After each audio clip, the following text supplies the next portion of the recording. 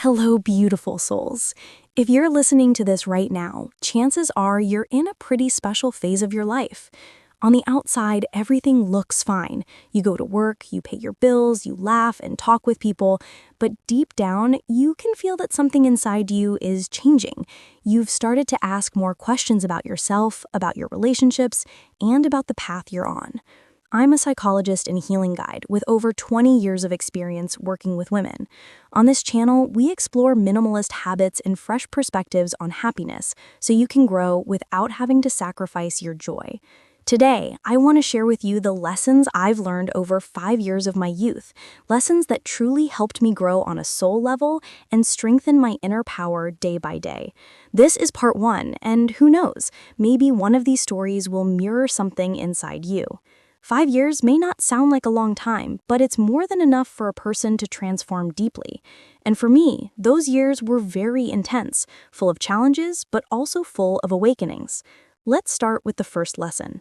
The first lesson I learned is this: stop blaming and start taking positive responsibility.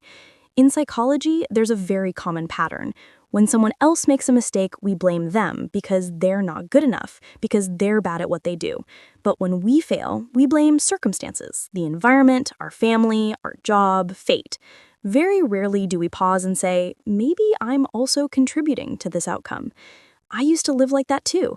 Every time I felt exhausted, I thought, if only the people around me would change, if only my situation were better, I'd be able to breathe. But the more I thought that way, the more powerless I felt, because everything out there seemed to be completely outside my control. Until one day, I accepted a truth. The outer world is a mirror of our inner world. Every person you meet, every situation you go through, doesn't just show up by accident. It comes to show you what inside you needs to be seen and healed.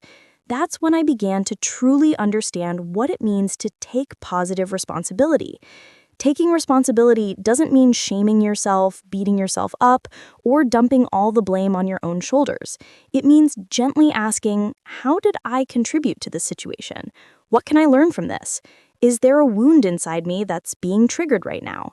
Ever since I started living with that mindset, I've felt so much lighter. Instead of drowning in irritation, anger, and frustration whenever someone else affects my life, I began to realize everything is here to help me grow. And this lesson helped me become more compassionate toward others while also honoring my own growth journey. The second lesson is about gratitude. It sounds simple, but it's actually a very difficult practice. Honestly, even now, I still sometimes forget to be grateful. There are days when I'm so exhausted that I just want to look up and ask the universe, why me? Why does everything have to be so hard? But after many years working in psychology and healing, I can't deny one thing. Gratitude really is a key that changes the way you experience your life. The universe doesn't send you what you want. It sends you what matches your energetic frequency. If you're constantly living in complaint, resentment, and comparison, all you'll see is lack and unfairness. But when you start practicing gratitude, even for the small things, your energy shifts. You feel grateful that you can still breathe, grateful that this morning you woke up and opened your eyes, grateful that you still have food to eat, work to do, and people to love, even if they sometimes annoy you. Grateful that you still have a reason to keep going, even if that reason isn't totally clear yet, but something inside you keeps pushing you forward. When you live in a state of gratitude, life becomes lighter. It's not because all your problems disappear, but because you stop seeing everything as punishment. Instead, you see them as experiences, sometimes sweet, sometimes bitter, but all of them deepen you. You no longer ask, why is life treating me like this? Instead, you start thinking, okay, if this is a lesson, how am I going to learn from it? And just that small shift in the questions you ask can completely change the way you live the rest of your life. The third lesson: focus on yourself, but not in a selfish way. When I tell my female clients, you need to focus on yourself, a lot of them misunderstand and think, oh, so I should stop caring about everyone else and just do whatever makes me happy. No, that's not what I mean at all. Self-love is not about satisfying every single desire you have.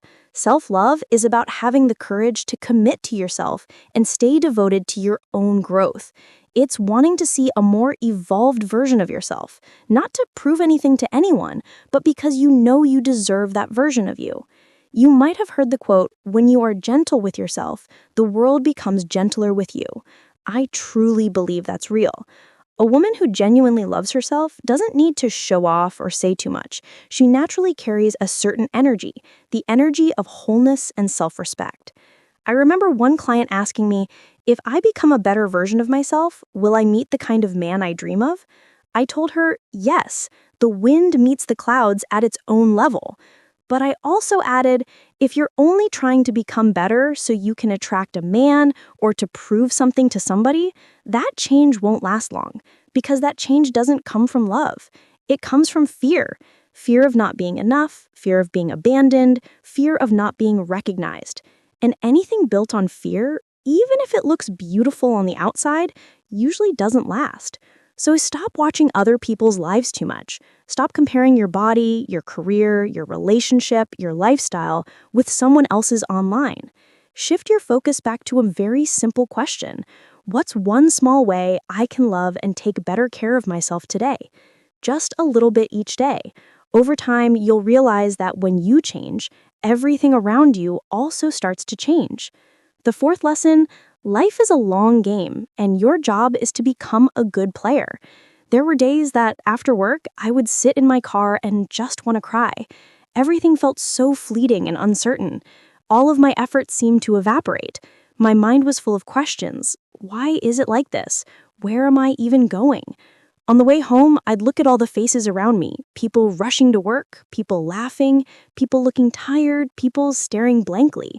And suddenly I realized something: everyone is just like me, and I am just like them. Every person is carrying a story, a wound, a fear that no one else can fully see.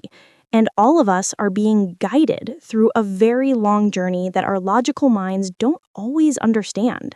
That's when I started seeing life as a long, ongoing game. We're the players. There are easy levels and hard levels. Some stages shower you with rewards, others test you to the core. Some days you feel like you're winning, and some days you feel like you've lost everything. But the real question isn't, what level are you at right now? The real question is, are you still willing to stay in the game? I ask myself, if this is a game, why would I choose to quit halfway? Why not decide to become a skillful player? Someone who understands the rules, accepts the challenges, and stays open for the rewards waiting at the higher levels. The truth is, big rewards usually come late and are only given to those who are still there, the ones who aren't perfect, but who don't give up. You don't have to win every day. You just have to not walk away from the table. That alone is already incredibly brave. And the fifth lesson: be yourself, slowly taking off the masks. A lot of people tell me, I'm already being myself. I am me, not anyone else. But when we start going deeper, I often ask them, is this truly what you want? Or is this what your family, your school, your friends, or society told you that you should want? From a young age, we grow up in the arms of our family, then in the structure of school, then in the expectations of the community. They tell us, you should be like this, you must be like that. That's what a good child, a good student, a good woman looks like. Very few people ask us, what do you love? Who do you feel you are? How do you want to live? Over time, we get so used to those roles that we start to believe, yeah, I guess that's really who I am. Until one day, after chasing a certain path for a long time, you suddenly burn out and can't find a single reason to keep going. You feel like you're living someone else's life, not your own. That's usually when the masks begin to crack. Each of us is a rich treasure within, but the journey of finding our true self is never easy. It demands that we become radically honest with ourselves. If I wasn't afraid of being judged, how would I choose to live? Who am I still trying to please? What in my life no longer fits who I really am? Being yourself doesn't mean you have to rebel against the world.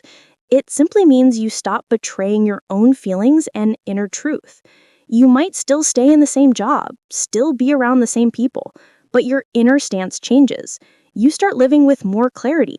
I choose this because it feels right for me at this moment, instead of I do this because I have to. And when you begin to gently peel back those masks, you'll start to feel something very special. Not a perfect life, but a life that finally feels right for you.